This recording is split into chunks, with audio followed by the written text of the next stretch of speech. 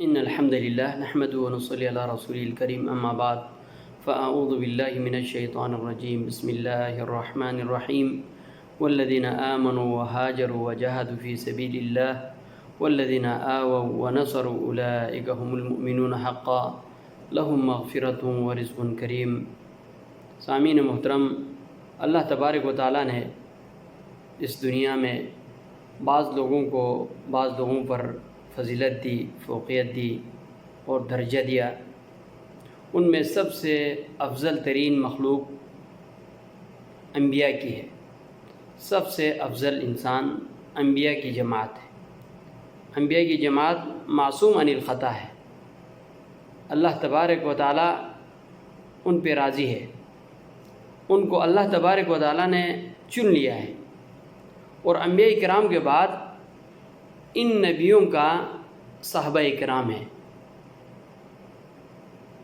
جو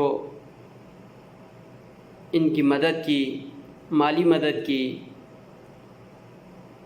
جان کے ساتھ ان کی مدد کی، اور ہر لحاظ سے ان صحابہ کرام نے اپنے انبیاء کرام کی مدد کی۔ اور تمام انبیاء میں سب سے افضل ترین نبی ہمارے پیارے نبی علیہ الصلوۃ والسلام ہیں۔ ہمارے پیارے نبی علیہ الصلوۃ والسلام تمام انبیاء سے افضل ہے، اور بالکل اسی طرح ہمارے پیارے نبی علیہ الصلوۃ والسلام کے صحابہ کرام تمام انبیاء کرام کے صحابہ کرام سے افضل ہے، کیونکہ قرآن نے متعدد بار بہت سی جگہوں پہ ان صحابہ کرام کی فضیلت بیان کی ہے۔ بعض جگہوں پہ رضی اللہ عنہ و رضوا عنہ، بعض جگہوں پہ اولئک هم المؤمنون حقا، بعض جگہوں پہ اولئک هم الصادقون۔ اللہ ان پہ راضی ہو گیا، لقد رضی اللہ عن المؤمنین۔ بعض جگہوں پہ رضی اللہ عنہم ورضوا عنہ، اللہ ان پہ راضی، یہ اللہ پہ راضی۔ بعض جگہوں پہ اولئک هم المؤمنون حقا، یہی سچے مومن ہیں۔ بعض جگہوں پہ اولئک هم الصادقون، یہی سچے لوگ ہیں۔ اور احادیث اگر آپ ڈھونڈنا شروع کریں تو اس میں احادیث میں ہم حساب ہی نہیں لگا سکتے صحابہ کرام کی مناقب، فضائل، اہل بیت کی۔ اور ان فضائل میں اور ان مناقب میں ایک حدیث مشہور ہے جسے عشرہ مبشرہ بالجنہ کہتے ہیں۔ ایک حدیث کے اندر 10 شخصیات کو جنت کی سرٹیفکیٹ دی۔ دنیا میں کوئی ہے انبیاء اور ان صحابہ کرام کے علاوہ بھی کسی کو جنت کی سرٹیفکیٹ ملی ہو؟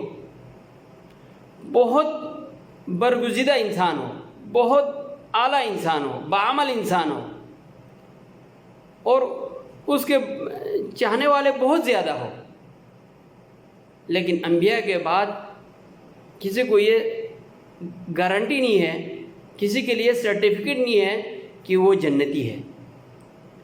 لیکن صحابہ کرام کے لیے اللہ تبارک و تعالیٰ نے قرآن پاک میں اور اللہ کے پیارے نبی علیہ الصلوۃ والسلام کے مبارک زبان سے ان کے لیے جنت کی سرٹیفکیٹ دی ہے۔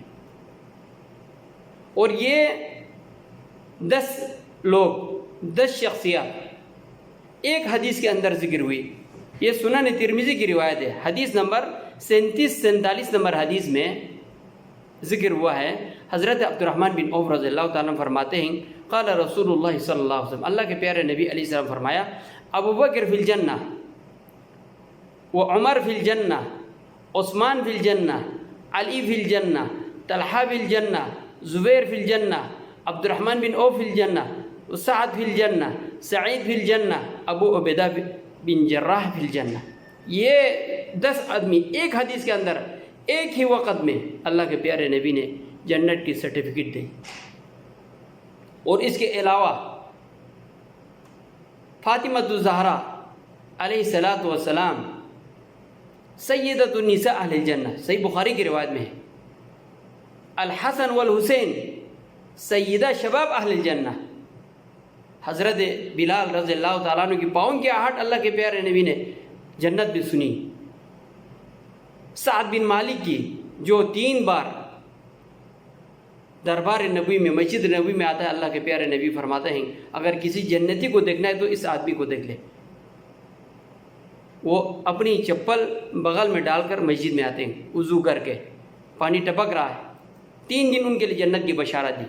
اور کتنے صحابہ کرام ہیں انفرادی طور پر جنت کی سرٹیفکیٹ دے دی دنیا میں۔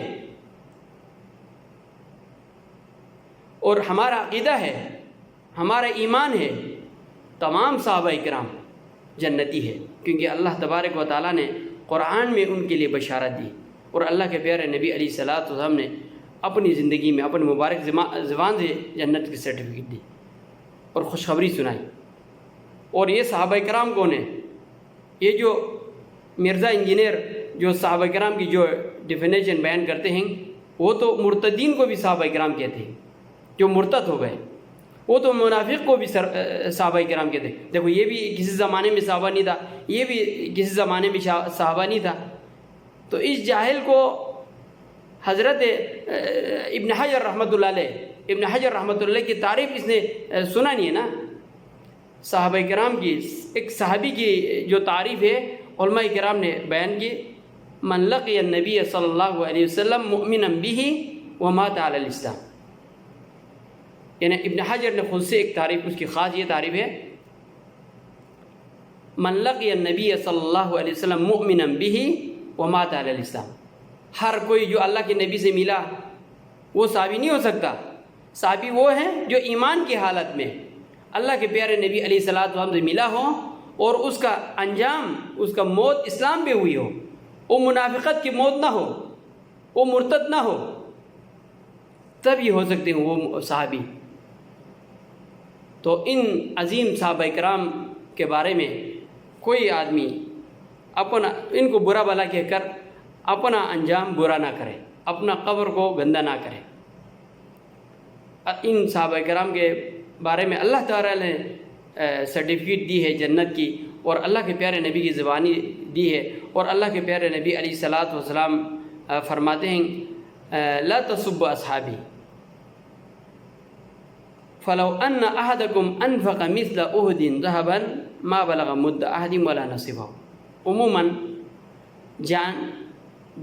جان بوجھ کر یا انجانی میں بہت سے لوگ اس مبارک مہینے میں، محرم کے مہینے میں صحابہ کرام بے طعن و تشریح کرتے ہیں، گالی گلوچ کرتے ہیں۔ ان کے لیے اللہ کے پیارے نبی علیہ السلام فرمایا لا تسبوا اصحابی، میرے صحابہ کرام کو گالی گلوچ برا بھلا نہ کہو۔ فلو ان احدکم مثل احد ذهبا ما بلغ مد احد ولا نصفه۔ تم لوگ اگر احد پہاڑی کے برابر بھی اگر سونا خرچ کر لو، میرے صحابہ کرام کے ایک مد گندم یا جو یا کوئی بھی چیز ایک کھجور خرچ کرنے کے برابر تم نہیں پہنچ سکتے۔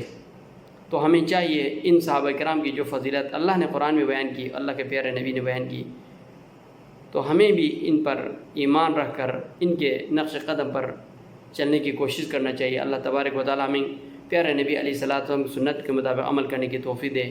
وآخر دعوانا ان الحمد للہ رب العالمین۔